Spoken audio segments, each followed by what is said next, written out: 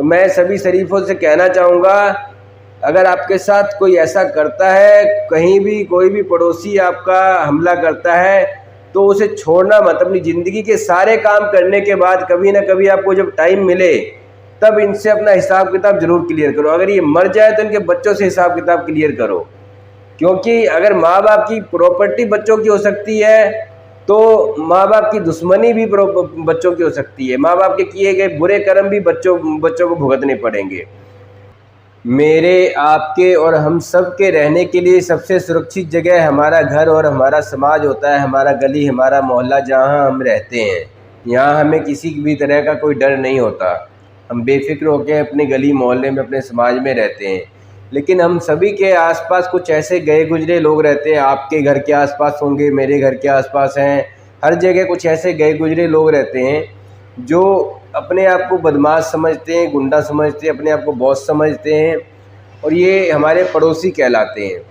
ये ऐसे लोग होते हैं जो, जिनसे अगर आपके किसी मामले में थोड़ी सी बहस हो जाए, कुछ हो जाए, तो ये लोग फिर बाहर से लोगों को बुलाते हैं, दूसरे गली मोहल्ले से, दूसरे 10-10, 5-5 किलोमीटर दूर से लोगों को बुलाते हैं, इकट्ठा करते हैं और फ़ौज बनाते हैं अपनी, फिर किसी पे हमला कर देते हैं, अपने ही पड़ोसियों पे, जिनके साथ वो काफ़ी टाइम से रह रहे हैं, 5 साल, 10 साल, 20 साल, 50 साल से रह रहे हैं। वो लोग अपने पड़ोसियों पे ही हमला कर देते हैं, और जिनके साथ उनका लिंक नहीं है, जिनके साथ उनका कभी कभी मिलना जुलना है, उन्हीं को बुलाते हैं, उन्हीं को बुला के अपने पड़ोसियों पे हमला करते हैं। तो ये ऐसे नीच टाइप के गए गुजरे पड़ोसी हैं जिन्हें इंसान नहीं कहा जा सकता। ऐसे ही गए गुजरे नीच टाइप के पड़ोसियों के हमले में कई शरीफ लोग मारे गए हैं। कई बार कुछ लोग बच जाते हैं और कई बार कुछ लोग मर जाते हैं। तो मैं आप सभी शरीफ लोगों से कहना चाहूँगा, ये वो ज़माना नहीं है जहाँ नफ़रत को प्यार से जीता जाए। अगर नफ़रत को प्यार से जीता जाता सच में, तो वाकई आज किसी का कत्ल नहीं होता। जितने भी लोगों का कत्ल होता है, ये सब शरीफ लोग होते हैं, आम लोग होते हैं, जिनको लड़ाई झगड़े से कोई मतलब नहीं है, जिनकी ज़िंदगी में बहुत सारे काम है।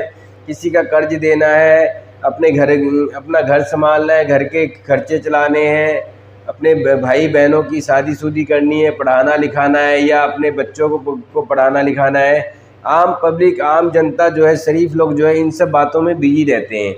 लेकिन कुछ इस समाज में हर जगह ये नहीं कि सिर्फ मेरे आसपास, पूरे हिंदुस्तान में, बाहर की कंट्री का मैं कह नहीं सकता, लेकिन पूरे हिंदुस्तान में ऐसे गए गुजरे बहुत से लोग हैं जो एक जात, एक धर्म, एक संगठन बना के चलते हैं। जब भी कोई भी कुछ बात होती है, थोड़ी सी भी कुछ बात होती है, तो ये लोग अपना एक संगठन बना के अपने ही पड़ोसियों पे हमला कर देते हैं, उन्हें मारते हैं, पीटते हैं। और मैं यकीनन कह सकता हूँ, इन लोगों का कुछ होता नहीं है, ना पुलिस में, ना सरकार में।